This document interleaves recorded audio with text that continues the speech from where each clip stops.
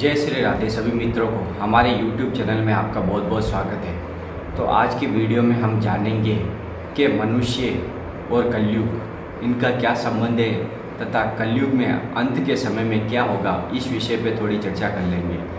तो आपका जीवन ये देख ही रहे हो, 4 युग माने गए हैं, सतयुग, त्रेता युग, द्वापर युग और कलयुग। ये चौथा युग चल रहा है। इसके अंत समय में किस प्रकार के लक्षण दिखाई देंगे उस विषय पे चर्चा करेंगे। तो सबसे पहले काम, क्रोध, लोभ, मोह, इसकी प्रधानता कलयुग में रहेगी।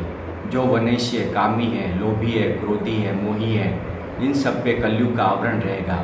और जो व्यक्ति मांस खाता है, हिंसा करता है, व्यभिचार करता है, चोरी करता है, डकैती करता है, उसके ऊपर कलयुग का प्रभाव बहुत अधिक रहेगा, क्योंकि यह मनुष्य की बुद्धि में बैठकर उससे गलत कार्य करवाता है।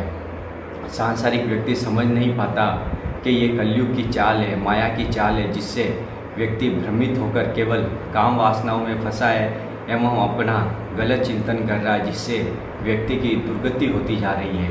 कलयुग का जैसे जैसे समय बढ़ेगा, व्यभिचार प्रवृत्ति बढ़ जाएगी, लोग हिंसा करने लगेंगे, एक दूसरों को मारने लगेंगे।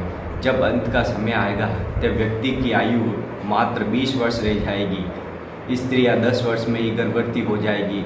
20 वर्ष तक की आयु के व्यक्ति वृद्धावस्था को प्राप्त होकर मृत्यु का वरण कर लेंगे, क्योंकि उस समय व्यक्ति में सहनशीलता नहीं रहेगी, आध्यात्मिक सेवा भी नहीं रहेगी, शारीरिक क्षमता खत्म हो जाएगी, आध्यात्मिक क्षमता खत्म हो जाएगी। इस कारण व्यक्ति निराश हो जाएगा, केवल काम, क्रोध, लोभ, मन मत्सर के पीछे भागता भागता केवल समस्याओं में घिरा रहेगा।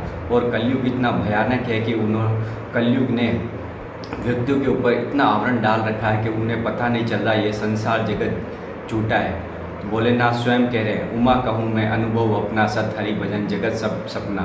तो ये सपने के बराबर ही है, क्योंकि कलयुग में नाम की प्रधानता मानी गई है।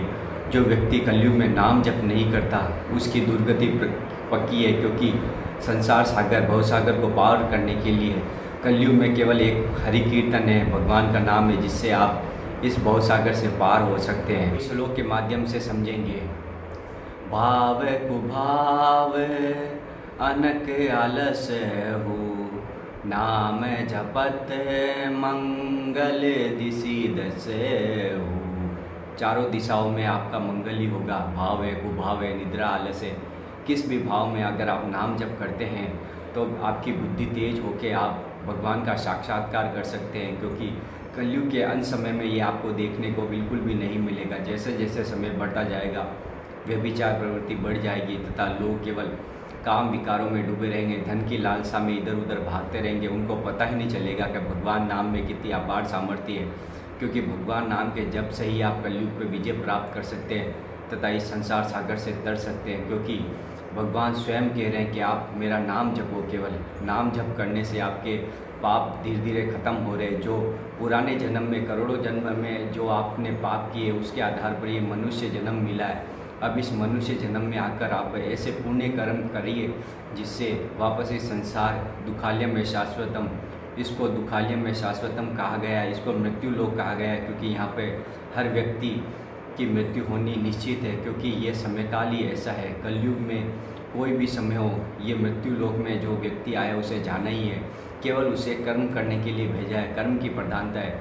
जो अच्छे व्यक्ति कर्म करता है वो सतलोक को जाता है, बुरे कर्म करने वाला नरक को भोग कर वापस 84 लाख योनियों में फंसा रहता है। क्योंकि मनुष्य जन्म बहुत दुर्लभ है।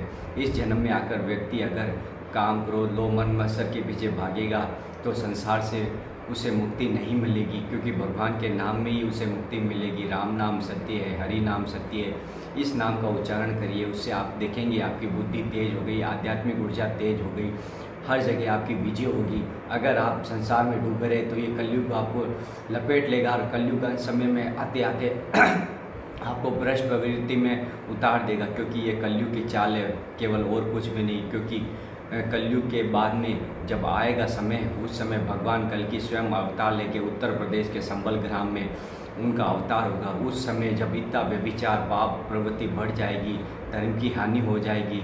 जब जब धर्म की हानि होती है तब तब प्रभु श्री राम जो एक ही तत्व है, एक ही तत्व है, एक ही माया है, वो अवतार लेकर इस संसार जगत में पापियों का विनाश करके पुण्य धर्म की स्थापना करते हैं। वापस इन सब कलयुगी मनुष्यों का संहार करके वापस सतयुग की स्थापना करेंगे। तो ये वीडियो आपको कैसा लगा? वीडियो में नए हैं तो लाइक कर दें, कमेंट कर दें, शेयर कर दें, और चैनल पे नए हैं तो सब्सक्राइब जरूर कर दें, क्योंकि ऐसी आध्यात्मिक वीडियो हम आपके लिए लाते रहते हैं। जय श्री राधे श्याम।